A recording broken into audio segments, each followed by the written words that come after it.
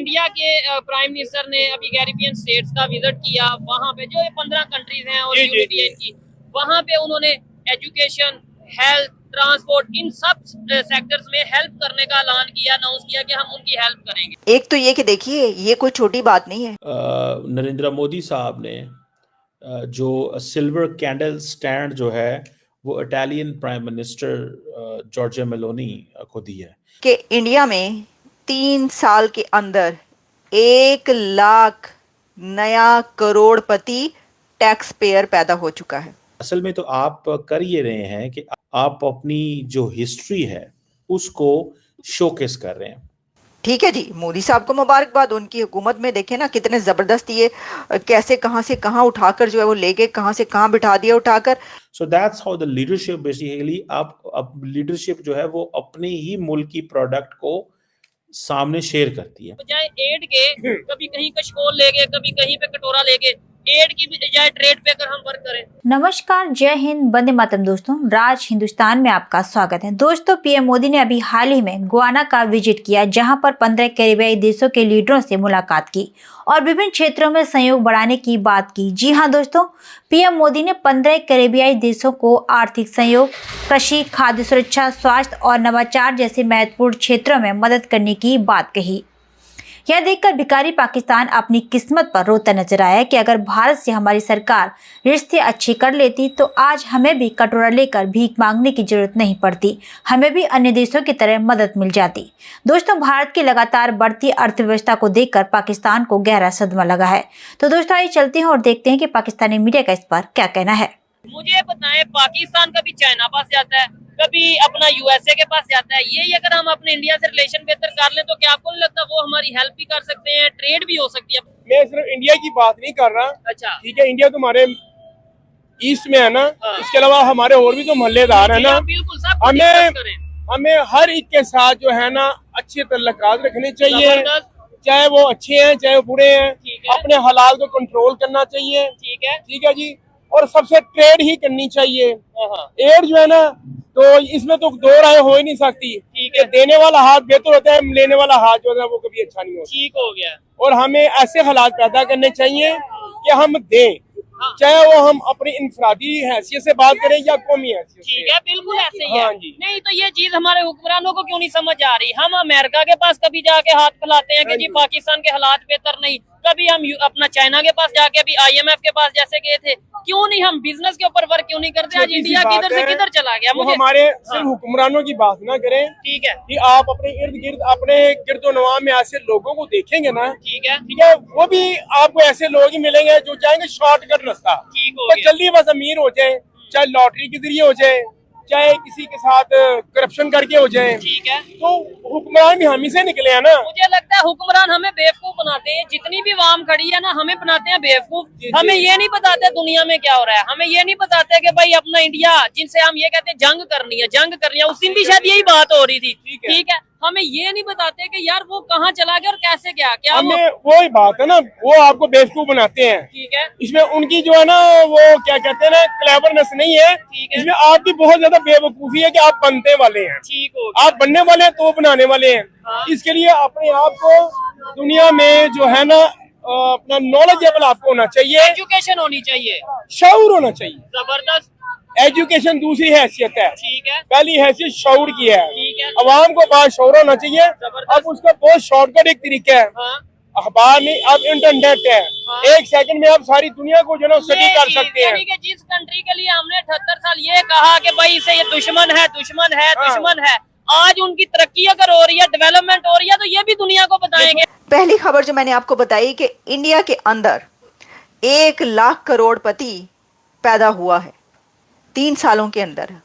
पैदा तो जाहिर है कि पहले ही हो चुके हैं, लेकिन जो डेटा है उसमें जो अब इंक्रीज आया है तो ये पता चला है कि 100,000 न्यू करोड़पति इंडिया के अंदर टैक्स पेयर में एडिशन हुआ है और अब वो डेटा में शामिल हो चुके हैं।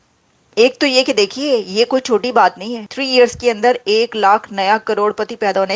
इससे एक तो ये पता चलता है कि अपलिफ्ट हुआ है उनकी जो इनकम है, और ऐसी कैटेगरी, ऐसा तबका लोग कि जिनकी अब जो लाइफस्टाइल है वो भी अपलिफ्ट हुआ है और उनकी इनकम में भी इंक्रीज हुआ है।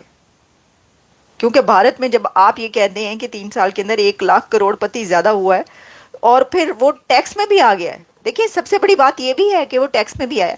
अच्छा, जब आप थोड़ा सा पीछे जाते हैं और देखते हैं तो आप अगर 1 डेकेड में पीछे देखें तो 40,000 कहा जाता है कि 40,000 भी जो है वो शो होता था कि भाई इतना है। लेकिन अब ये जो डेटा शो करवा रहा है तो आप अगर लास्ट 3 इयर्स का उठा के देखें तो उसमें कह रहे हैं कि 100,000 न्यू करोड़पति जो है वो भारत में टैक्स पेयर की उसमें आ गया और वो नया मतलब इतने ज़्यादा करोड़पति जो है वो बढ़ गए हैं।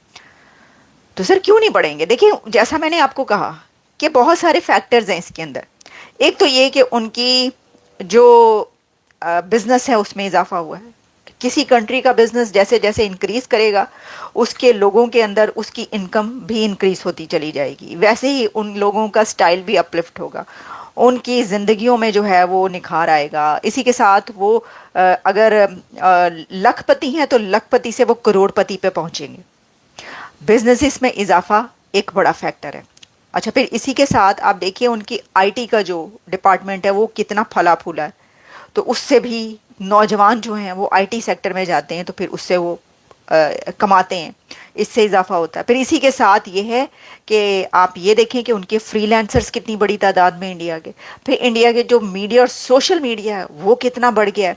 और आपको पता है सोशल मीडिया तो अब कमाने का जरिया है, उससे तो अब ये मतलब वीपीएन हराम है। ये तो पाकिस्तान जैसे कंट्रीज में ये कहा जाता है कि जो आप कमर तोड़ दें उन नौजवानों की जो सोशल मीडिया के जरिए कमा रहे हैं और आपके मुल्क के लिए कमा रहे हैं, आपके मुल्क में दे रहे हैं, तो मुल्क के लिए अच्छा है ना। अगर वो इनकम हासिल कर रहे हैं सोशल मीडिया से तो उनकी कमर आपने जो है वो फतवा लगा के तोड़ दी कि वीपीएन ही हराम है। एक तो ये कि आप उनको वीपीएन पे लेकर ही क्यों आ रहे हैं, आपको खुला रखना चाहिए, आप करें, इतनी तो टॉलरेंस होनी चाहिए। जो कुछ हो रहा है उसकी जब फिर आप उसका कुछ और मैकेनिज्म बनाएं। आपने तो नौजवानों के उससे रोजगारी छीन लिया। लेकिन बहरहाल ये एक फिर हम कंपैरिजन कहेंगे जी, कंपैरिजन कर देते हैं। एनीवेज मैं आपको ये बता रही हूँ कि जी वहाँ पर देखें क्या हालात हैं। और जो मैंने आपको ये बताया है कि ये बड़ी ज़बरदस्त फिगर है जिसमें जो है ये कहा गया है कि उनका जो है ओवर 1 लाख न्यू करोड़पति टैक्स पेयर्स जो हैं वो हुए हैं और ये जो है उनकी हाई इनकम शो कर रहे हैं और बहुत ज़बरदस्त राइज है ये उनके उसमें। ठीक है जी, मोदी साहब को मुबारकबाद। उनकी हुकूमत में देखें ना कितने ज़बरदस्त ये कैसे कहाँ से कहाँ उठाकर जो है वो लेके कहाँ से कहाँ बिठा दिया उठाकर। नरेंद्र मोदी साहब ने जो सिल्वर कैंडल स्टैंड जो है वो Italian prime minister Giorgia Meloni को दी है।